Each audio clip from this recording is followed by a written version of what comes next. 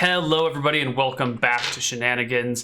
Our party has finally found a quest worthy of their attention, and they are setting off in search of a bride, a partner. You know, marriage is up to Borch and this woman, but someone for Borch to love. Oh, that's a way better episode title. That's how a good relationship need not end in marriage, but simply in whatever arrangement between two people they find to be the best. Yeah, that's definitely the right episode title. Sweet. Fantastic. So here you go. Here you're off. Where are you going? We're gonna go into the woods. I'm gonna bring my my cart. And actually, I think I had a donkey. I think just I'll pull the cart myself. Now, see, I had a horse. So I'm imagining just like one of those little two-wheeled carts. And how much gear is in this little two-wheeled cart, and what is your character's strength? My character's strength is 1858. All right, so you're he's super a large strong. creature. Okay. So he's probably as strong, if not more so, than a donkey. Yeah, definitely. And he's the size of a donkey. Right. And the gear in the cart is just basically his tent, his big pavilion tent, which is his makeshift temporary restaurant with his cooking supplies and things in there. Mm-hmm. So my only concern is that a cart over terrain that has not been leveled or paved is going to be pretty difficult. It's going to be bumping, and there's going to be lots of uphill and downhill, and there's roots and rocks and bushes. And it's possible in this difficult terrain out here that your cart might, you could break a wagon wheel or you could break an axle or something, since it's not on the road. So I just want you to be aware that there's a potential for your cart to break down in the woods if you're going to try and haul it through open forest. Okay, well, I mean, in a difficult terrain, I can probably lift the cart up and move it over any roots. But that's the entire way. You might as well just carry the cart over your head then, is what I'm getting at.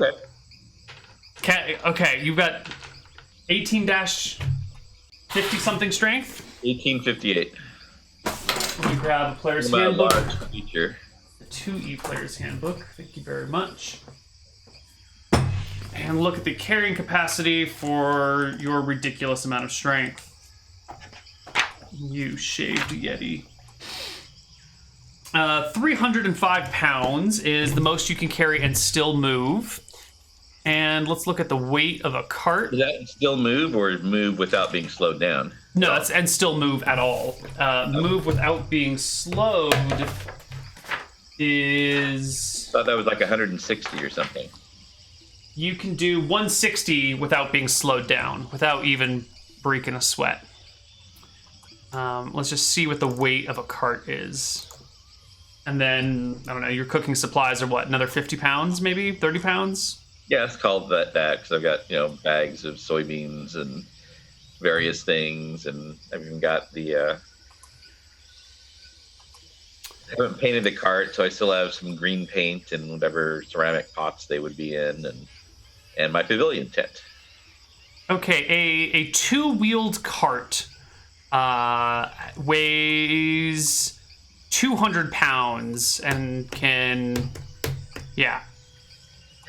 All right. What if I just carried all my stuff and left the cart, I guess? In what form of transportation? What, just in backpacks and bags and crap?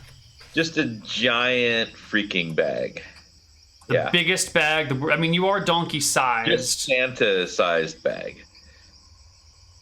Sure, you can get a Santa-sized bag, throw it over your shoulder, and haul your...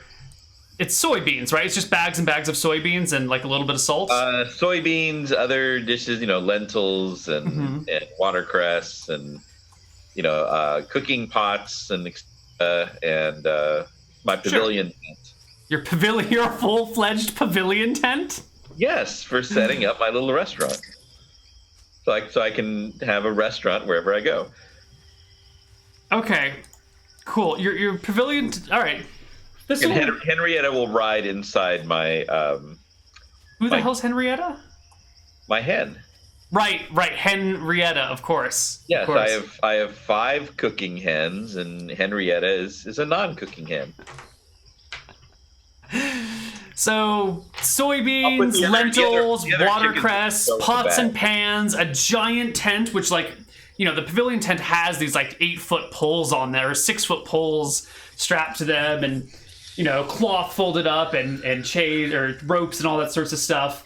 And then like hen, like 5 chickens in your backpack as well. Yeah, I just kind of stuff them in. Okay. They're just cooking chickens. If there are any artists in chat, I would love to see an artist rendition of a shaved Yeti carrying like the supplies for a pavilion tent plus this backpack full of like cooking supplies with like 5 chicken heads poking out the top.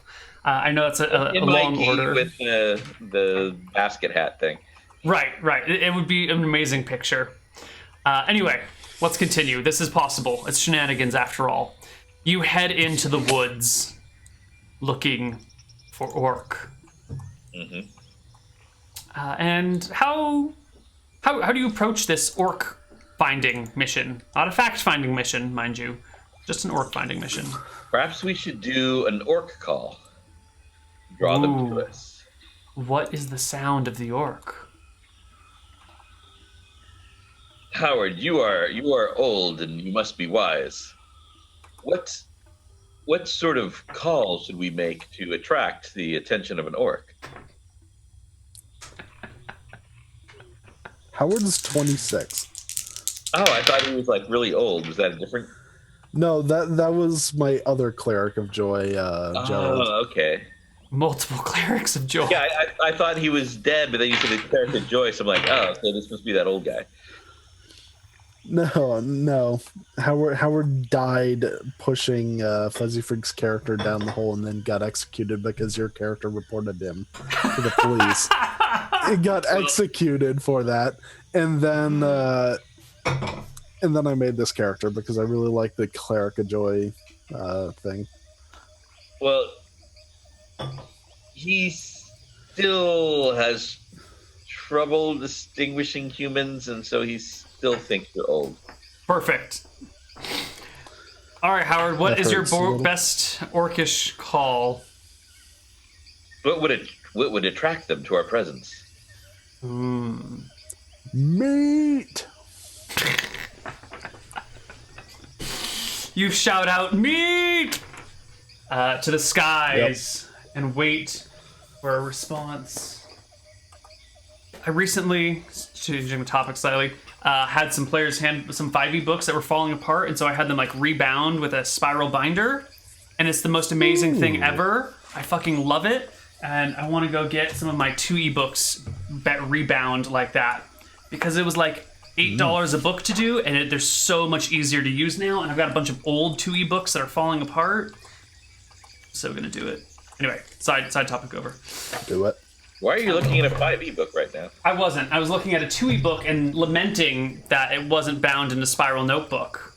And now I have to have multiple 2e books open, like lying over each other, and it's kind of a mess. Anyway.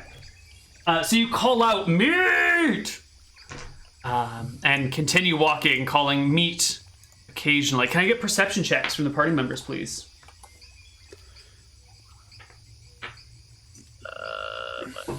It is 11. Well, you can get a check, but I can't. Wonderful. Howard, would you make a check for Oscar as well? I'm just going to give him 10 perception because, you know, he could be sleeping at the time or he could be awake. I'm sure cats are very perceptive, but they're mostly, there we go, asleep. Well, what about Henrietta then? Henrietta's a chicken. I don't think she has the communication skills to alert you to danger. I'm sorry, Rob. It's just... Oscar just like drapes over my head sometimes, like watching out in front of me. So, yeah, draped over your head, like, Oscar starts like batting your where... nose around. Yep. And diverts your attention to the thing that your meat calls have attracted. Prowling through the forest like some sort of hybrid tiger thingy comes a creature with the head of a lion, the head of a goat, the head of a dragon, the body of a goat with the forepaws of a lion and the tail of an eel and the wings of a bat.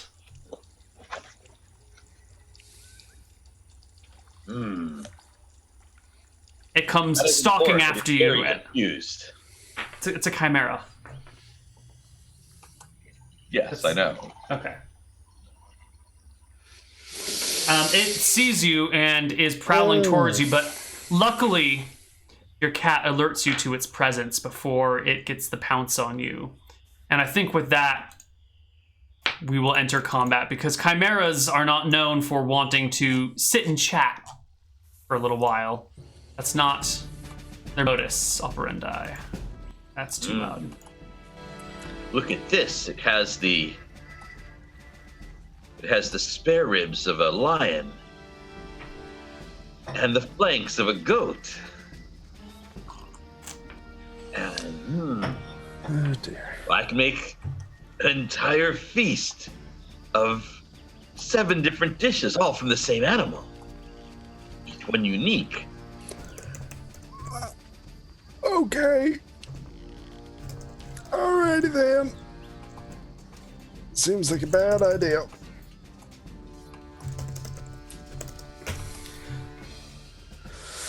All right, let's roll initiative. So roll initiative. Yeah, let's roll for initiative as the chimera approaches. So what's the initiative modifier for fist? No weapon whatsoever? No weapon. What's 0? Yay! Just put up your dukes. Oh wait. Are you going to punch Wait, the chimera to death, Rob? Yes. 3/4 of punching damage is Probably. temporary, you know. At best you'll knock it out. I mean, you can kill it once it's knocked out, but... Except that just by being a Yeti, I do 2d6. Okay. Oh, right, because Yetis are special, and they just... All right, it's fine. It's almost as if I That totally milked the rules to create the that should actually- most deadly martial artist there could possibly be. All right. What'd But you roll? that wouldn't happen. What'd you roll, Howard? that should actually be a 6 total. Okay. Because I'm casting Entangle. Well, you go first I'm then. just used to most of my spells being 5. Right. Okay, so I you- cast Entangle on the thing. Okay. The very plants, the roots of the earth around you reach up to grab at this 4-legged creature. The trees bend over, hoping to wrap it up with their branches. It makes a saving throw versus spell. Oh shit, that's super borderline. I actually have to look that one up. And for a moment, it looks like it's going to be grabbed until the DM checks its hit dice against the table and see that the creature just barely passes the saving throw.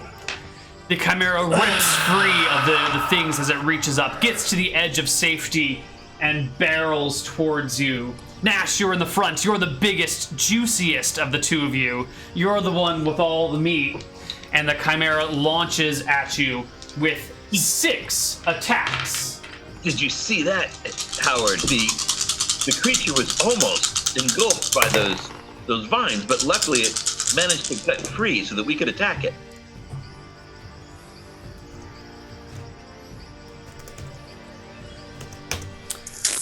Okay, so it gets +9 to hit. I guess I'm gonna go with style D then, if it's got that many attacks. All right, so does an 18 hit you? Thankfully, I said style D because that takes me up to 20. It's a defensive style. Oh, damn. So 18, 15. Oh, this die is hard to read. 25, that's a hit. 27 and a 14. So the 25 and the 27 hit. And I think the 20, you said you have 20 AC? Yes. The 27 is a crit. So Ouch. you will take a total of 3d4 points of damage has what is this? One of the lion's claw. No, I'm sorry. It's a D4 and a 2D4, and the 2D4 crit. So the lion's bite crits you, and one of the lion's paws hits you, while the goat's horns and the dragon's mouth completely miss. So it is it's going to be 4d4 damage total to you, Nash. As the Chimera begins to rip into you while you try and dodge every single attack. Oh my god, this is the shittiest Chimera the world has ever seen. You take 7 points of damage. As the Chimera, bites at you all over the place and tries to swat you around. It's your turn, Nash. I want you to know that you are doing very well. It is merely that I am quite difficult to hit. Yes, we see that. Be proud of yourself, Chimera. It is not how much you hit, but how much effort you put into it. Well, it's your turn. Do your thing, Rob. Okay. Actually, I guess I would have even had a block in there. I get a free block, but... We're past it. Yeah, I won't worry about it, I guess. All right, so punch and another punch, because I have 2 weapon fighting. All right.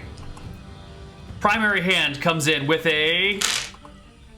So what is the attack bonus for 5th level versus 1st level for a fighter? 5th level is an attack bonus of 4, and if you're specialized, there's another 1, and because of your strength, there's going to be another 2. I take it you're specialized in punching, right? Oh, yes. So 4, 5, 6, it should be +7 to hit. All right, let's see, and I was already at plus... I mean, it should be +7 total, I think. I think that's the adjusted total, okay. Yeah. I have +6 written here for this at 1st level. The fists... Nice. I don't know. I don't know how you would have gotten +6 to hit at 1st level. Something about acrobatics giving you bonuses to hit with unarmed attacks. Oh, that's an obscure rule. Right, yeah. Is there like a tumbling proficiency that gives you a bonus to hit with unarmed attacks? Yeah. Yeah. Oh my god. Yeah, This is what happens when you use like every different possible source book to break the rules of the game. Let's see. When in unarmed rank combat, he can improve attack rolls by 2. So at 1st level, you would have had 2 from tumbling, 1 from specialization for 3, and 2 from strength for 5. I don't know where you would have gotten the 6th one from. Yeah, I don't know off the top of my head either. So I had 6 written for fist and 5 for kick.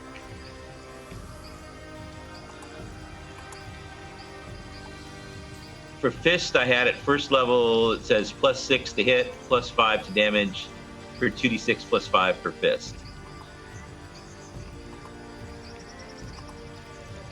I can't find the 6th one in there. Okay. 5. Okay, well, let's just say that it was +5 at first level. Okay, and then you're at 5th level now, so you'd get another 4 to hit. So it should be +9 to hit. All right. Jesus Christ. All right, give us some attack rolls. Watch me miss on both of them. Holy sh! And the second one? It's a very shenanigansy day, everybody. They're 2d6 punches. All right, well. My double crit? Hold on. 1, 2, 3, 4, 5, 6, 7, 8, 9 hit dice for our Chimera. I dropped one. Oh god, where'd it go? Is it that my ID? No. 3, 4, 5, 6. 3, 6. Oh, no. Yeah, 9, 10. Yeah, hold on. Where's another hit die? A D8. Not enough D8s to go around. Here we go. Okay, so the front of it has 15 AC.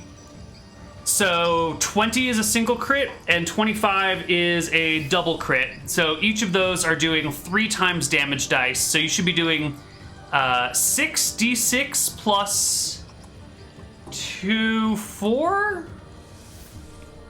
No, 5? 66 plus 5? Is the second one crit because it's only an 18 on the die? They both do the same amount of damage. I think you do 12d6 plus 10 damage total. Or you can roll at 66 plus 5 on each of them if you want.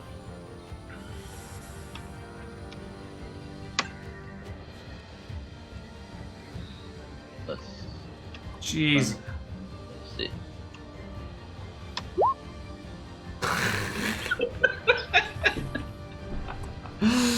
All right, it has 10, 20, 30, 42, 44, 47 HP.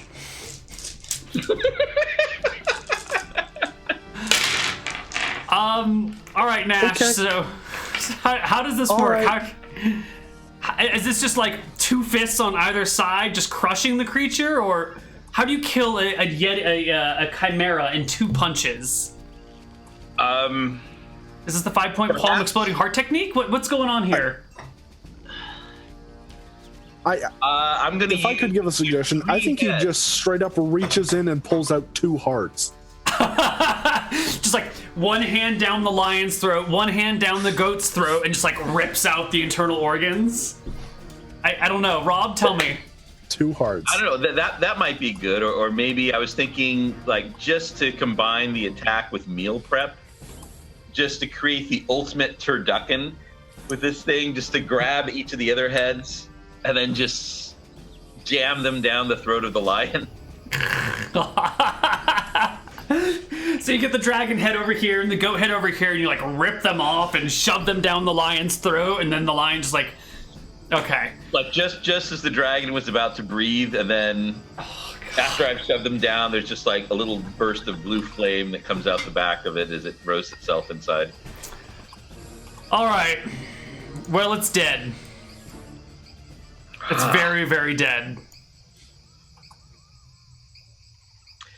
We have not found an orc, but we have found a fine meal here. Oh, God. Okay. Now, Howard is we would just... bring this back and make trophies of it. Perhaps someone would think we'd killed a chimera, or perhaps they'd merely think we'd killed a goat, a lion, and a snake separately. Howard considers slowly backing away from the guy that 2-hit a chimera. And then he decides, no, I can't run from this guy. And goes up and starts healing him. How many HP are you down? 7. Okay, I cast 7 Orsons as for preparing this. Rob, you're healed. Howard is just like I think it's terrified. You gotta enjoy this. You know, you don't normally get to eat chimera, so I'll set up the pavilion, and then I'll start preparing chimera. All right. And all the different kinds. Howard, which I shall give you first pick. What cut would you like? What cut do you want, Oscar? Ow. Good choice. All right, he'll take some of the dragon. I'm assuming that Oscar would not like any of the lion. It would be a sort of cannibalism. No, he'll take the dragon. Be like eating Neanderthal. Good choice. Not quite cannibalism. Well, it'd be like eating a giant, killing and eating a giant. Yeah. But I'm trying to apply real world similarities. I'm sure some characters done that. Wait, what are you saying, Neal? I'm saying giants don't exist, despite what people in Romania might think. What do you mean they don't exist? The Romanians elected one as mayor. What? I don't know what he's talking about.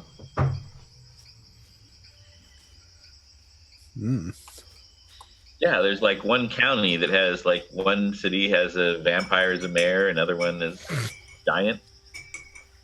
No. The third as a newly elected Frankenstein who's actually doing a lot for the unemployed. Didn't know it, but Frankenstein cares very deeply for the unemployed plight. I have no idea what he's talking about. Nope. Rob is too many. Well, all those werewolves keep coming in and taking all their jobs. It's. One of these days, Rob's gonna have like a late night stand-up show. He's gonna be the next Larry King or the next Stephen Colbert or something, and it's gonna be too much for the nation to handle, and collectively we will all just die. It's true, though. Yeah, it's... All right. You set up your pavilion tent. You begin to cook this delicious creature, this rare creature that is unlikely to be... 5 different delicious dishes, each unique in flavor. You've got eel, goat, bat, lion, dragon. Is there another thing in here? No. So I guess it's just 4, right? Okay. No, it's the eel. The tail is an eel. Then it's got 3 different heads and bat wings, and I think the hindquarters are goat-like. So it's 5. Yeah. Okay. Wonderful. All right. So I just get a big meat feast going here, and I'm thinking I'll just start here cooking, and if calling out meat will attract orcs, then cooking lots of meat might do even better. Good point. That is a viable strategy. Let's see how it plays out. So, Howard, what are you doing while Nash takes the 20 minutes to set up the tent, and then goes and preps a cook fire and finds some something he can use as a makeshift table to do his prep work on, and goes and chops down punches down a tree to make a cutting board, and I have all those things for my tent. I have full supplies. I think. Wonderful. Remember we got into a discussion about sure. Couldn't have a pizza oven because I think you decided that would cost an insane amount. Portable pizza ovens are also not a thing, I think. Anyway, so what are you doing, Howard, while he's doing all this prep work? Just comforting my cat. It's okay, we just have to deal with this monster today. Come on. Okay. Ow. What luck the party has. A second chimera. Give me that perception check again, Howard / Oscar. All right. Oscar's. Oh, he's asleep. He's asleep. Totally asleep. I'm asleep too. All right.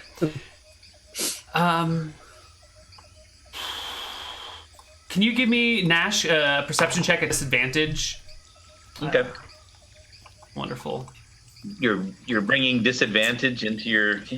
I'm mixing as many different rule systems as I possibly can into this game for maximum brokenness. Disadvantage is such disadvantage. 12. Disadvantage is actually a really great idea. I love the concept of it. I think it's overused in 5e, but that's okay. 5e. Let's not get there. Let's not go down that hole. You guys are all busy cooking and setting up tents, and Oscar's asleep, and Howard is, I don't know, doing something. What are you doing, Howard? Why aren't you paying attention to the nature around you? I don't know. Like I said, he's probably just asleep too. All right, you and Oscar are both taking cat naps. Yeah. How does a...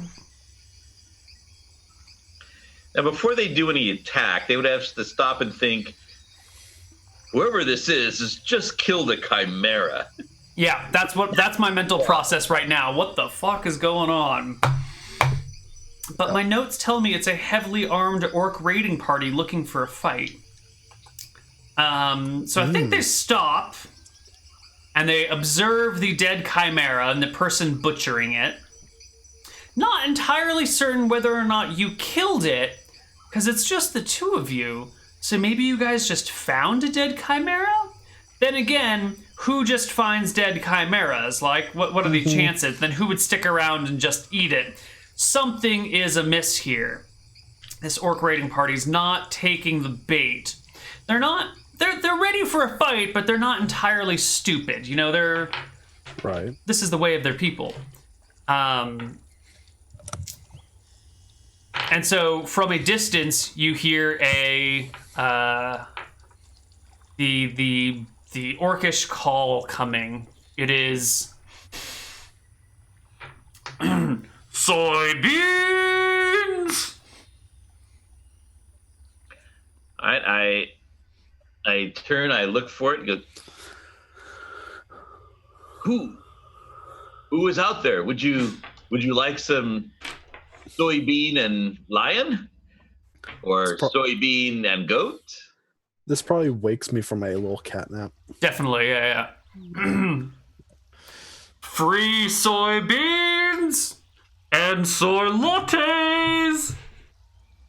Why, yes, they are free. I'm celebrating the feast with the victory over the chimera here by sharing its meat with all. Come, if you are hungry. Pumpkin spice lattes? If only they had a chai. NASCAR! What? They're doing what we were doing. They're like shouting out everything they can think of that humans might like. Perhaps soon he will be calling out about pumpkin spice. Oh, we already did pumpkin spice lattes, Rob. Come on. All right, so this doesn't appear to work. And stepping into the area out of their cover from around you guys come 12 orcs, heavily armed with combinations of like leather and hide and chain and banded and splint mails and some scale mails, wielding axes, swords, spears, hammers, a variety of things. The 12 orcs step out from their cover. You find that you are already surrounded. Oh, good. I look at them with genuine delight. Welcome. Welcome. There's more meat than I could eat here in one meal. The first orc steps out. Do either of you guys speak orc or have any previous history of orcs? I was looking. I don't think this seems to be like one of my few characters that wasn't polyglot. All right. This orc steps forward and with a suspicious look around the camp goes, "You are surrounded. You are outnumbered. There are no reinforcements." Yes. That is true. We need no reinforcements. But it is kind of you to offer. This slain chimera, did you find it here? He killed it with 2 hits. The unarmed man slew a chimera single-handedly. In 2 blows. I find that difficult to believe. I see the confusion, but I have 2 arms. Look, you see these fists. Trust me, there's no problem here. It was terrifying. I'm going to need therapy.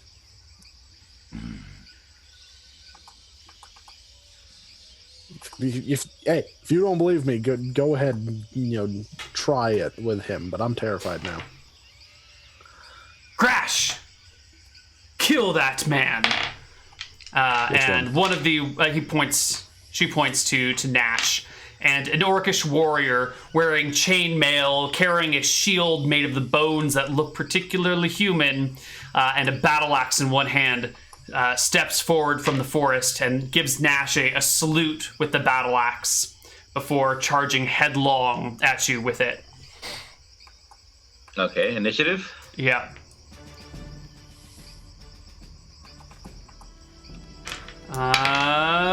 The orc goes at 9.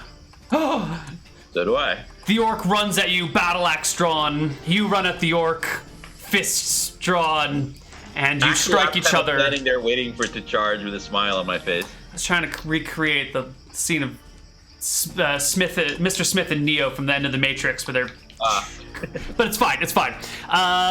You attack each other simultaneously. The orc rolls an 8 to hit you, missing, going just barely wide. All right, and I'm going non-lethal since this is a friendly sparring match. Sure.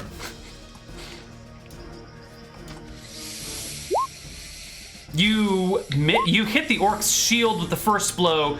The second blow gets underneath the orc's guard and gets him right in the gut, dealing damage.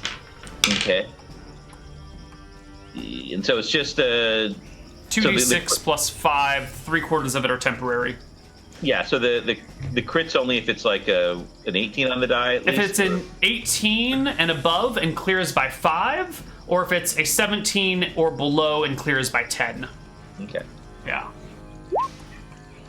So 15 punch. You try to do non-lethal, but you actually kill the orc. You unintentionally punch through the orc's belly, breaking its spine. It collapses in a twitching mess. Is it just like straight dead? Yeah, yes. The orc had 3 HP, and you brought it temporarily to -12, which is enough to kill it. Oh, I turned to the orc that came out. I am so sorry. This happens sometimes. I was trying not to hurt him too badly, but sometimes I don't know my own strength. The orc woman who is leading this party blinks a few times at you. I see. Is there something I can do to make this up to you?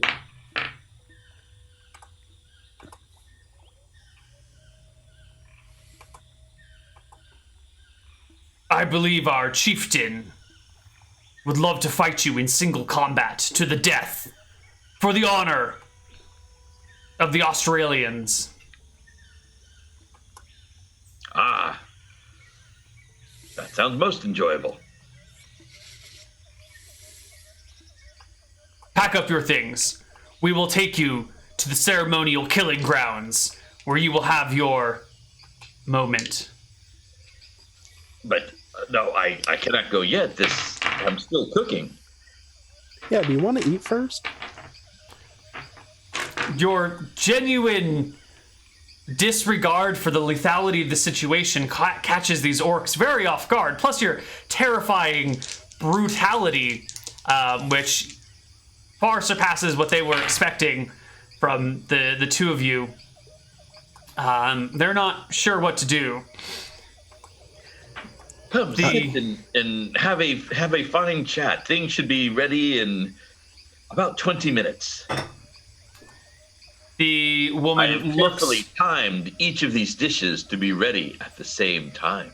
The woman looks to a group of 3 off to the side and barks at them in Orcish, and they begin to approach Howard, weapons drawn. And she says, turning towards Nash, "You will come with us now, or your friend will die." Howard, are you sick? Surely all your magical powers could cure something like as minor as disease. I think they're going to stab me. I draw my sword. I say, I think you are mistaken. He is not sick at all. He is as strong as ever. I wish I was as healthy as he is. All right, the 3 orcs are going to come in and try and kill Howard. Howard, roll initiative. Oh, dear.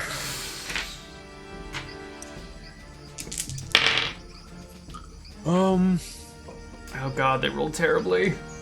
Hold on. Let me check a thing.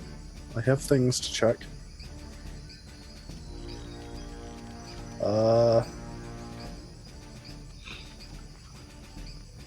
Need to find hold person. Oh god. We're fighting orcs, Neal. Also, I've been forgetting like this whole time, but I'm gonna start using it now. I have -1 to all my casting times. Oh, wonderful. You beat all the orcs. All right, cast your hold person spell. Alright, I'm pretty sure it's like a D4 D4. Yeah, I think it hits. I can... Something like that. Yeah, D4 humanoids. Roll a D4. 3. God damn it. Perfect. All right, 2 orcs are caught by the hold person. One of them passes their saving throw. I believe. Let me just double check. Hold person as a cleric spell. Yeah, there's no penalties to it. Perfect. All right, yeah. One of them is free of the spell, shaking off the paralyzation that overcomes its body, charges up on you and swings at you with its battle axe for a 12 to hit. Nope. All right. You step elegantly to the side. The axe careens into a stump. The orc rips it out and growls at you with a ferocity that only an orc can. Give me an initiative roll. All right. D10 plus 5 this time. You and the orc go simultaneously. It swings its axe at you. 11 to hit. It is a miss. Your weapon? Sword? Staff? Thing? Sword. Sword. Clatters against the orc's armor, doing no damage whatsoever. The orc rolls a 13 to hit you. Nope. Once again, you duck underneath the blade. The other orcs are standing by chanting, "Duraba, Duraba, Duraba." Nash, what are you doing while two orcs are held, and the other orc is trying to kill Howard? Are you concerned? I put my hands on my hips. Now you two stop this immediately, or you will get nothing to eat. And I will charge forward and try to grab the orc to restrain it. All right, give me an initiative roll, and Howard, give me an initiative roll. Ooh, the orc goes at... Oh, the orc goes first. Ducks under one of Howard's swings that we don't count in battle, and slashes at your legs. Ooh, with a 20 to hit. That'll hit. All right, does it clear by 5? No. Okay. The orc hits you for 9 points of damage. The axe sinks deeply into the upper thigh of your leg as it begins to bleed. Oscar hisses. Nash, you've seen Howard take a solid blow. What do you do? Well, it seems like he started it and he's not listening at all. So I'm gonna, since I don't remember I didn't do all the wrestling stuff, so I never knew that. So I'll just try to punch him off.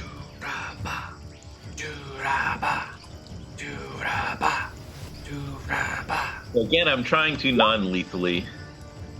The 17 will barely hit the orc. The 10 is a miss. All right. The orc's only got 3 HP. You better not do 13 damage. All right. You crack the orc on the side, and it tumbles to the ground just moments before Howard brings his sword to bear. I'm going to bring my fist down on its head and say, "No fighting!" Yeah, if I see him just take down the orc, I'll not attack it. Okay, that's fine. That's 4 orcs down out of the raiding party of 12. They're down to 8, and you can see some of the other ones are beginning to sweat. More than see it, you can smell the orc sweat in the air. Ew. Yeah, you've been eating orcish tears, which are really salty. Orcish smell has its own scent to it. It's not very nice. I checked to make sure the one I just knocked out has a pulse. Yes, it is breathing. I look up at the leader. So good news, this one is not broken. I'll take an orc under each arm, the frozen ones, and carry them off to the side and just sort of stack them leaning against a tree. And then I'll drag the other one over and lay it at their feet. I'll start healing or performing a healing proficiency on that one. On the unconscious one? Yep. Not on yourself with the giant wound. I guess it's been around, yeah. Yeah. Okay. What I say, Howard, I thank you for not striking them down with fire and lightning. You have shown your restraint, and it is appreciated. This should be a happy occasion. I have the healing proficiency. I think they just get healed. Or stabilized, at least. Okay. I'm not using magic on it. Right. It's fine. You stabilize it. It'll be okay. The Orcish war party leader, sergeant, I don't know what to call her, gives a wave, and the other orcs retreat into the woods. Before she goes, she says, "If you will not come to us, then we will come to you." Well, all we got to do is sit and eat. We have plenty here. Bring your friends. Go get your friends. Did you want to eat? They leave. Do you want to take your injured friend? Do they wait for their friends to unhold? Nope. Their held friends are standing there observing everything, but doing nothing. Howard, what level are you? 4. Okay, so they're held for 8 minutes. That was another 3 minutes of combat and talking. So 5 minutes after the other orcs retreat, those ones unfreeze and run. No, hold on. How many... Are there any females there? Yes. Of the 3... Wait, I should roll for this, actually. Of the 3, there's 1 female. Okay, so... Which one is that? Is that the one that's injured? Like, downed? Or... Oh, good call. I didn't even think to figure that out. No, it is one of the 2 that was held. Alright, so... I'm gonna go up to in front of that one as he continues cooking. Okay. So while she's still held, then... Yeah. Okay. And just say, "Hey, can I talk to you for a few minutes while you're unheld? If you speak common, that is." There's no reaction. Oh, I know. I'm just letting her ask. Then I wait for her to get unheld. What if... So, okay. So you're just going to wait and let her decide on the spot? You're not going to talk to her while she's held? While she's forced to listen to you? No, I'm just going to see if I can ask her. That's very polite of you. I see we're learning lessons about consent in this episode as well. And also, she might not speak common, so what's the point? Her curiosity gets the better of her. The fact that you are coming up to her specifically and not the other one seems to have piqued her interest. And as the hold spell wears off and the other orc scrambles and advances to the rear, she takes a few steps back, weapon still in hand. Her breathing goes from like almost non-existent to fairly rapid, like, on alert, like freaking out, but waiting. Do you speak common? I do. Well, your friends left you a little bit. And I'd like to ask, we've got... they just said they were going to get the rest of their friends for dinner. True. We've got an orc friend that's back in town, and he's been real depressed lately. He's looking for someone.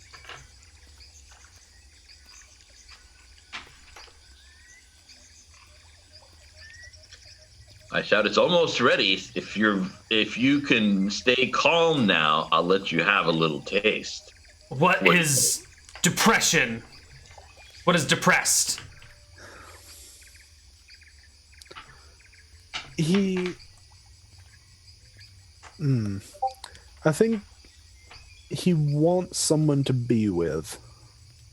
A battle buddy? He doesn't do that much fighting. He just cooks. A coward? No, not a coward. He'll fight you if you aggravate him.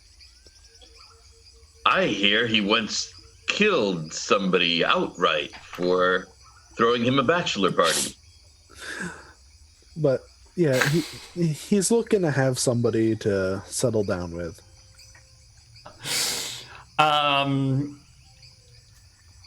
The concept seemed foreign to her, and she bails on the situation and takes off into the woods. All right, have a nice day. It's almost ready. The orcs are gone. You are out in the woods. Somewhere probably around here, near the West Grove, in the West Grove, south of the Berg River. Well, you know these rambunctious young ones. I'm sure they just wanted to play a little bit more before dinner. Right.